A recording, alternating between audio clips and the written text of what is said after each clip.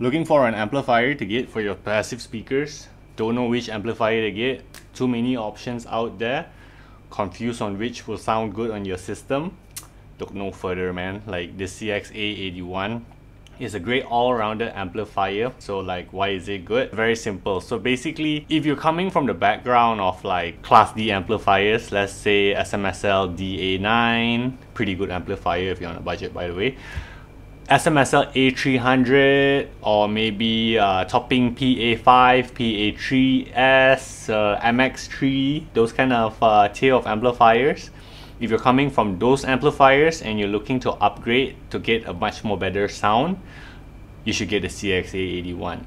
Yeah, a little bit more pricier, but in the long run, you will not need to upgrade much, because like this amplifier can literally drive most speakers, most bookshelf speakers, and yeah, higher sensitivity tower speakers, you could drive it, but yeah, most of the time bookshelf, you're really good. Okay, so let's iterate more on why this is better than your typical Class D amplifiers. If you ever felt like your amplifier, your Class D amplifier doesn't have much bass or depth in the bass, basically when you go to a Class AB amplifier, you'll feel the sound get a little bit more fuller body, a thicker, weightier sound.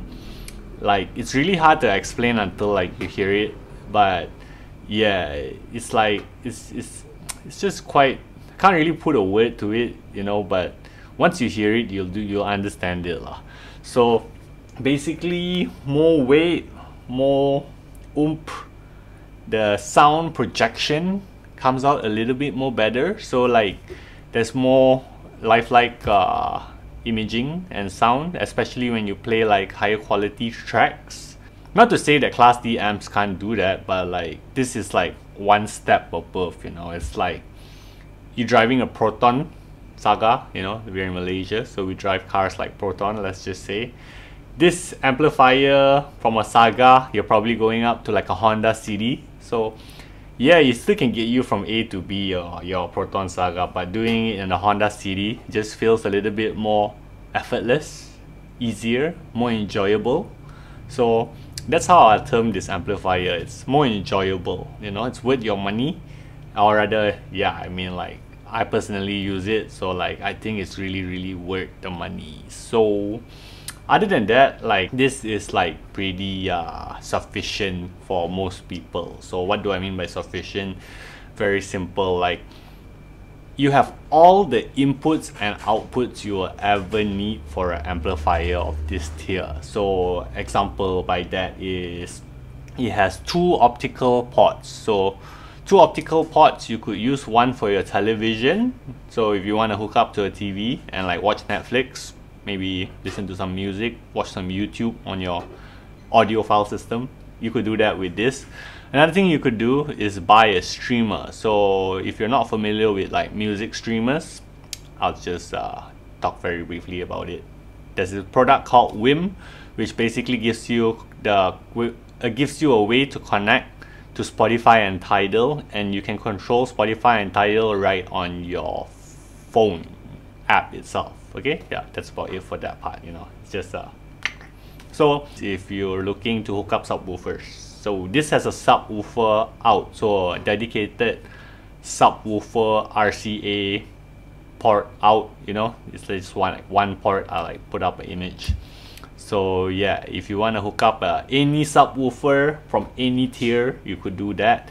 For example, yeah, maybe like Kanto Sub 8, or if you're feeling a bit more fancy, maybe REL T5X. You can also do a high level out through this guy because it's a Class AB amplifier. And yeah, your sound will just dramatically increase when you add a quality subwoofer. Other than that, another reason you should get this is quite future proof. So if you only plan to stick with bookshelf speakers, yeah, this is has enough power to drive most bookshelf speakers, and it's gonna sound pretty good, you know. It has 80 watts into 8 ohms.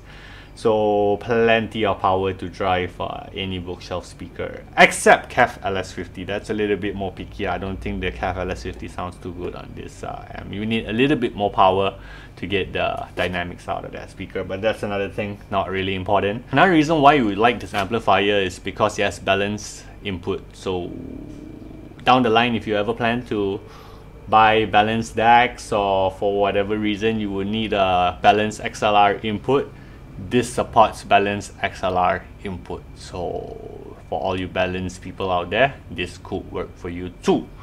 Okay, now let's just talk a little bit about like customer, or rather people's opinion on this amp, just like general conversations with other people who have had this, and like what's their thoughts on this amp from just end user point. So from an end user point, the biggest benefit of course is like just the dramatic increase in sound quality, like, you know, like, so they all started, like I have conversations and a few friends who like had a Class D amps and switched over to this amp, and like their main thing is saying like just how much more the sound can come out of a speaker. You know, the speaker sounds less boxy, imaging improves greatly.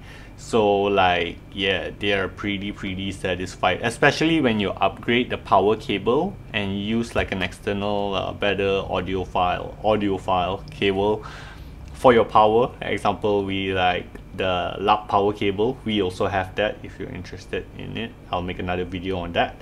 But yeah, when you do put those amps with this and they add a DAC on top of it, they are pretty satisfied. You know, they like, there's a massive big upgrade compared to the Class D, and they say like if you're just a casual serious listener, whatever that means, then yeah, you might not need to upgrade. So like you can keep this amp with you for a long time.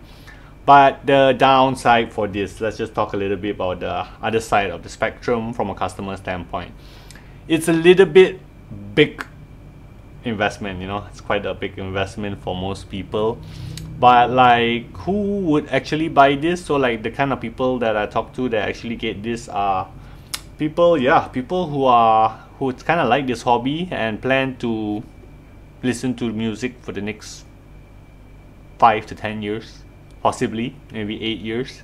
So like, if you're not gonna go like super crazy high-end system, then this when I say crazy high-end system, I mean like 20-30k amps. So like that's my reference for like high-end. So if you're not gonna do like those kind of things, yeah, this is just good enough for most people who want really quality sound but don't wanna break the bank. This is like somewhere near the diminishing returns. You get like you get like most of the things you would like from a higher end amp, but just not as much, but good enough. Other customers, the only thing that they don't really like about this amp other than that is basically the size. So one of the benefits of having a Class D amplifier from their perspective is that it's so easy to keep in your TV cabinet or like a shelf. Like you can just hide it away. The only thing that once you go to this kind of tier amplifiers, it's just too big, you know. So if you don't have a rack or a big enough TV cabinet, this might be a sore eye. So people who stay in like smaller apartments might not have the space for this if they don't have like a big enough TV rack. So that's why like some people don't get this, even though it sounds nice, it looks nice, they cannot buy it, but they just don't have the space for it. So that is where like Class D amplifiers kind of shine, because like it's small, it's easy to hide, and it doesn't look like a sore eye, you know. One thing about this, like, you know, look at that, it's pretty big, it's like the size of my body, you know, and it's pretty heavy.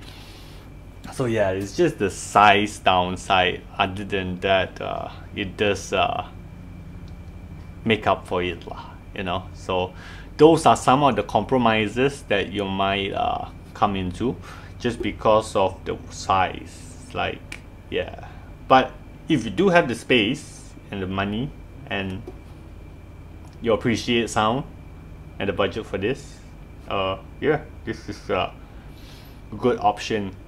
If you do have the budget for this amp, the size, like you know, like your living room size is like big enough to accommodate this, which like I mean, like when I say living room size, I mean like your TV cabinet size, to be more precise.